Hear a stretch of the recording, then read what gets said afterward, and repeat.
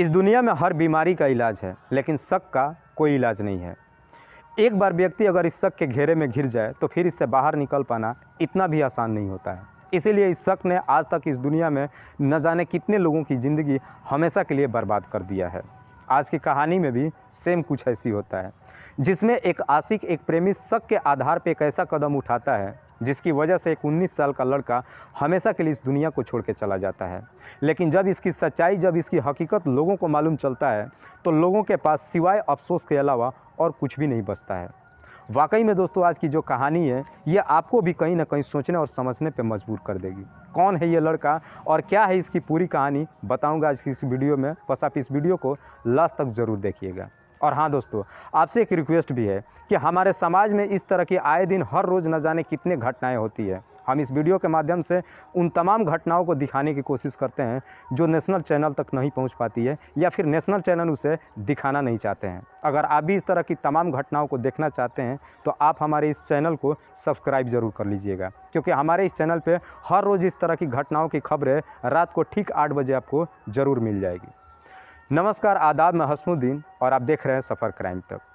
आज की जो सच्ची घटना मैं आपको सुनाने वाला हूं, दरअसल ये घटना है उत्तर प्रदेश की। उत्तर प्रदेश का एक शहर पड़ता है कानपुर, और इसी कानपुर का एक इलाका पड़ता है श्यामनगर। और इसी श्यामनगर इलाके में एक स्कूल है जिसका नाम है वीरेंद्र स्वरूप स्कूल। और इसी स्कूल का एक 12वीं का छात्र है जिसका नाम है रोनिल, जिसकी उम्र है लगभग 19 साल। बात कर रहा हूँ मैं 31 अक्टूबर 2022 की। रोनिल 31 अक्टूबर 2022 को हर रोज़ की तरह स्कूल जाता है। दोपहर में स्कूल से छुट्टी होती है, सारे बच्चे अपने घर जाते हैं, लेकिन रोनिल अपने घर नहीं पहुंचता है।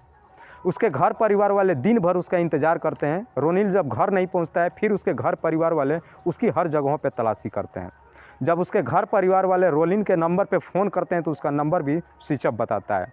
देखते ही देखते सुबह से शाम हो जाती है, शाम से रात हो जाती है, अगली सुबह भी हो जाती है, लेकिन रोनिल घर नहीं पहुंचता है।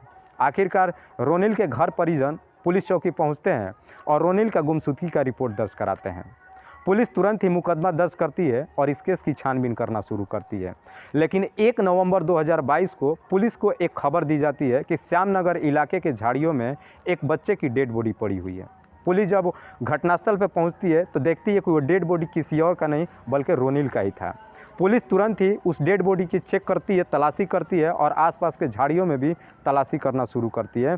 तो वहीं आसपास के झाड़ियों में रोनिल का मोबाइल भी मिलता है, जो कि काफ़ी बुरी हालत में था। किसी ने उसको बेहतर तरीके से तोड़ करके और वहाँ पे फेंक दिया था। पुलिस तुरंत ही रोनिल के डेड बॉडी को अपने कब्जे में लेती है, पोस्टमार्टम के लिए भेज देती है और रोनिल का मोबाइल को ऑन करने की कोशिश करती है, लेकिन उसका मोबाइल ऑन ही नहीं हो पाता है। अब पुलिस इस केस को काफ़ी गहराई तरीके से छानबीन करना शुरू करती है। पुलिस उसके स्कूल से मैक्सिमम छात्रों से रोनिल के बारे में पूछताछ करती है, लेकिन इसके बावजूद भी पुलिस वालों के हाथ में कोई भी ऐसा ठोस सबूत नहीं मिलता है जिससे पुलिस वालों को इस केस में कुछ मदद मिल सके।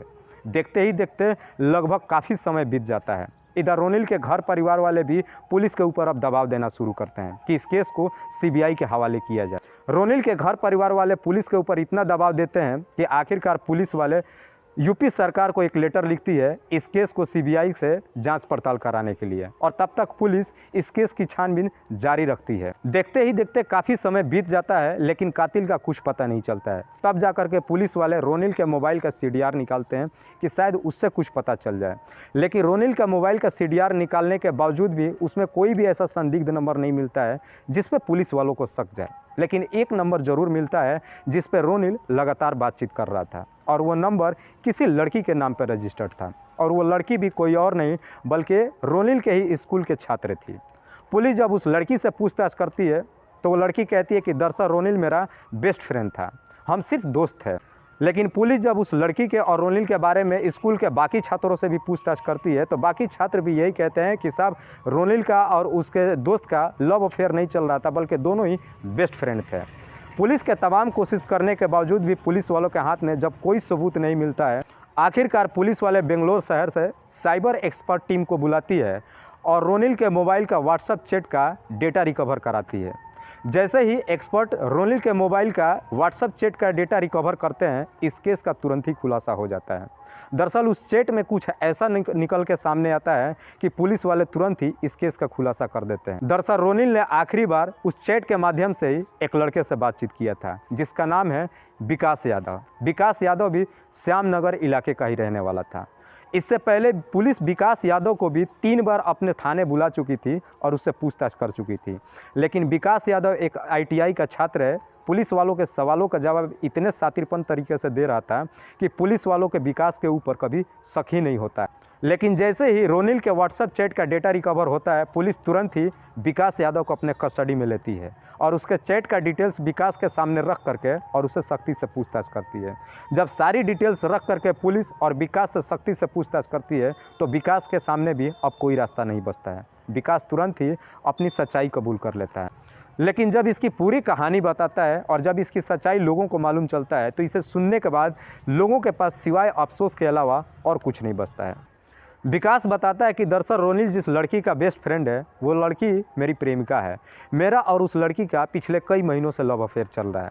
इस बात की खबर रोनिल को भी मालूम था, लेकिन इसके बावजूद भी रोनिल मेरी प्रेमिका के काफ़ी करीब आ रहा था। इसलिए मुझे शक हो रहा था कि शायद मेरी प्रेमिका और रोनिल के बीच में लव अफेयर शुरू हो चुका है और ये दोनों मुझे मिल करके धोखा दे रहे हैं। इस बात को लेकर के मैंने अपनी प्रेमिका से भी कई बार बात किया था, लेकिन मेरी प्रेमिका भी सिर्फ एक ही जवाब देती थी कि रोनिल मेरा सिर्फ और सिर्फ एक बेस्ट फ्रेंड है और कुछ भी नहीं है।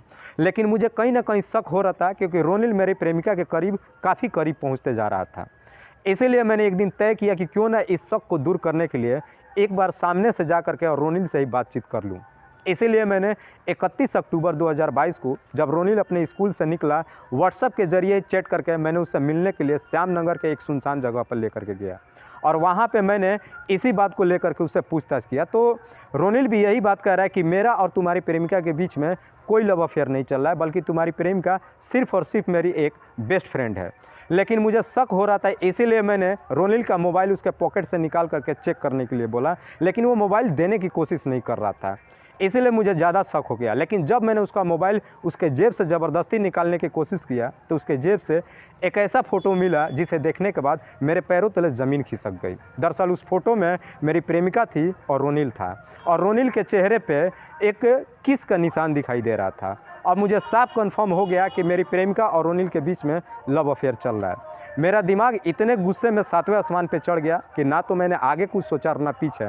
मैंने तुरंत ही रोनिल को धक्का दे करके नीचे गिरा दिया और उसकी गले को दबा करके उसकी हत्या कर दिया और फिर इसके डेड बॉडी को वहीं के बगल के झाड़ियों में फेंक दिया और उसके मोबाइल को भी तोड़ करके फेंक दिया। वाकई में दोस्तों, जब ये पूरी कहानी विकास पुलिस वालों को बताता है, पुलिस जब इस केस का खुलासा करती है और जब इस बात की खबर रोनिल के घर परिवार वालों को मालूम चलता है, तो रोनिल के पिता संजय सरकार सिर्फ एक ही बात कहते हैं कि मेरे बेटे का उस लड़की के साथ में सिर्फ दोस्ती था, बल्कि मेरा बेटा उस लड़की को अपनी बहन के जैसे मानता था।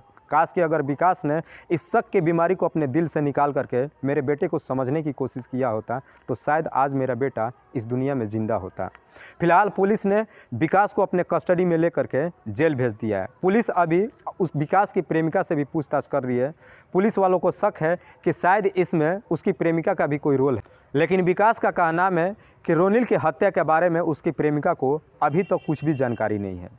फिलहाल पुलिस ने रोनिल को अपने कस्टडी में लेकर उस पर गंभीर धारा में मुकदमा दर्ज करके जेल भेज दिया है। दोस्तों, इस कहानी को सुनाने का उद्देश्य मुझे किसी को परेशान नहीं करना है, किसी को तकलीफ़ नहीं पहुंचाना है। बस आपको बताना है आप जहां भी रहें सुरक्षित रहें और अपनों का ख्याल रखें। तब तक के लिए जय हिंद, जय भारत।